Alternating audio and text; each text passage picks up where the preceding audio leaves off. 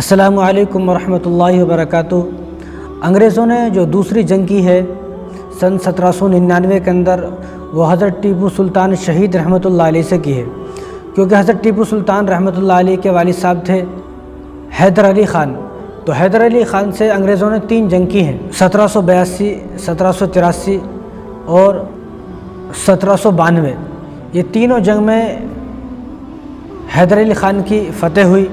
اب انگریز حیران ہو گیا کہ بھئی ہم نے تینوں جنگ کی ہیں اور تینوں جنگ میں ہم ہار گئے، اب کیا کرنا چاہیے۔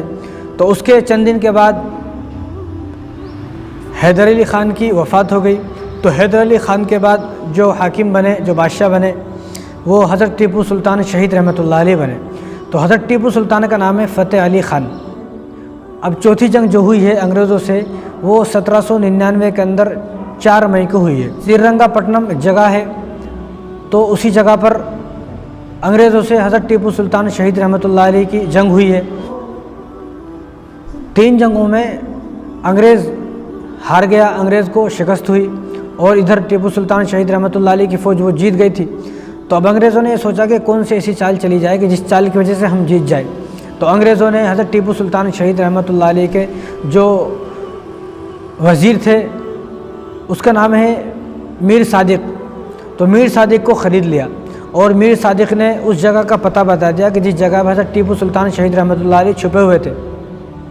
بس وہ اچانک سے آئے اور انہوں نے حملہ کیا، اور حضرت ٹیپو سلطان شہید رحمۃ اللہ علیہ وفات پا گئے۔ تو وفات سے پہلے جب راجہ خان جو آپ کے ساتھ تھے، انہوں نے کہا کہ آپ ہتھیار ڈال دیں اور آپ صلح کر لیں، تو انگریز تو صلح کرنے کے لیے تیار ہیں۔ اس موقع پر حضرت ٹیپو سلطان شہید رحمۃ اللہ علیہ نے کہا کہ شیر کی ایک دن کی زندگی گیدڑ کی 100 سالہ زندگی سے بہتر ہے۔ یعنی میں شیر کی طرح مقابلہ کر کے مر جاؤں گا، لیکن گیدڑ کی طرح میں چاپلوسی نہیں کروں گا، غلامی نہیں کروں گا۔ تو یہ آپ کا اتنا مشہور مقولہ ہے جو ساری دنیا میں آج مشہور ہے، اور اس کی بہت زیادہ مثال دی جاتی ہے۔ تو آپ کی جب وفات ہو گئی تو کسی انگریز کی ہمت نہیں ہو رہی تھی وہ آپ کے قریب آئے نہیں، اور 3 دن تک آپ کی لاش مبارک اسی طرح پڑی رہی، کسی انگریز کی ہمت نہیں وہ آپ کے قریب جائے۔ ایک انگریز بڑی مشکل سے آپ کے پاس گیا۔ جنرل ہارس نے ایک انگریز سے کہا کہ تم اس کے قریب جاؤ، کیونکہ آپ کے پاس جو تلوار تھی وہ ہیرے کی تلوار تھی، کئی 100 کروڑ کی تلوار تھی وہ۔ ابھی چند دن پہلے اس تلوار کو بیچا گیا ہے، تو وہ کئی 100 کروڑ کی تلوار تھی۔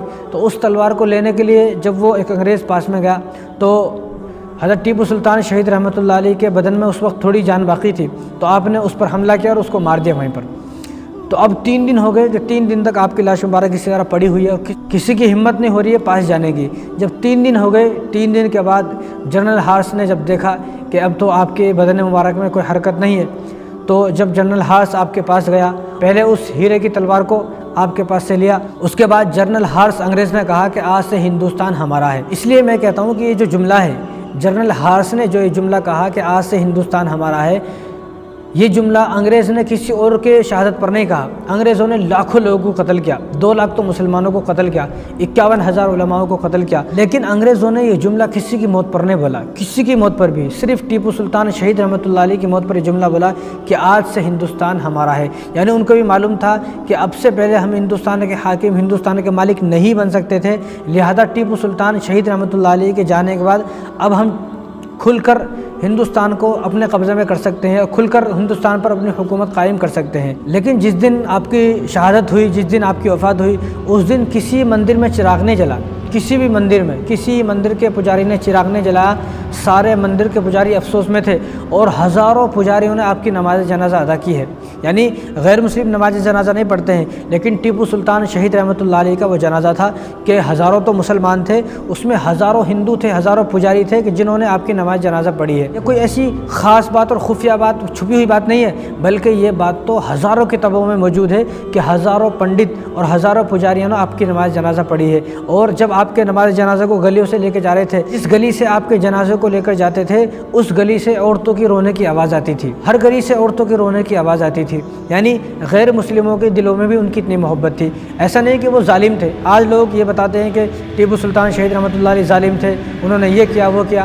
اگر ایسا ہوتا تو ہزاروں پجاری جو اس وقت موجود تھے وہ ان کے نماز جنازہ میں کیوں شامل ہوئے؟ جو عورتیں ان کی وفات پر رو رہی ہیں، اور ان کی وفات کے بعد جب ان کی لاش مبارک میدان میں پڑی ہوئی تھی، سارے انگریز ان کی شہادت کے بعد وہاں سے چلے گئے، تو جب ان کی لاش مبارک کو نکالا گیا تو دیکھا کہ ان کے چاروں طرف ہندو عورتیں تھیں جنہوں نے ان کے لیے اپنی جان دے دی. ہندو عورتیں 20 سے 25 ہندو عورتیں تھیں. اب اگر وہ ایسے ظالم ہوتے جیسا بتایا جاتا ہے تو کیا ہندو عورت ان کے لیے جان دیتی؟ کیا ہندو عورتوں نے ان کے لیے جان دے دی؟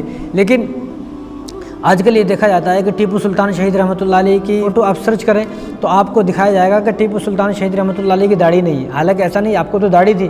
آپ تو وقت کے ولی تھے، قطب تھے، ابدال تھے آپ، لہٰذا آپ کو داڑھی تھی. اور آپ نے جب میسور کے اندر جامع مسجد تعمیر فرمائی، آج بھی وہ مسجد ہے، آپ جا کے دیکھ سکتے ہیں. اس مسجد کو جب تعمیر فرمایا گیا تو اس مسجد کی جب افتتاح ہوئی تو وہ عصر کی نماز تھی.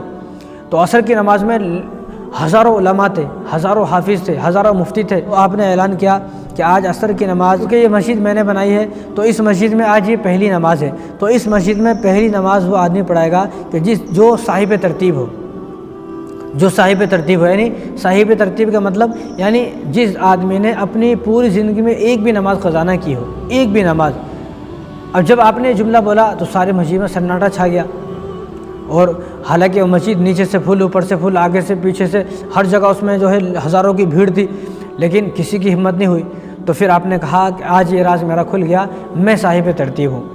یعنی آپ بادشاہ ہونے کے باوجود بھی صاحب ترتیب تھے. تو آپ نے سب سے پہلے اس مسجد میں عصر کی نماز پڑھائی. اب آپ یہ دیکھیں، جو آدمی صاحب ترتیب ہے وہ آدمی داڑھی نہ رکھے، ایسا کیسا ہو سکتا ہے؟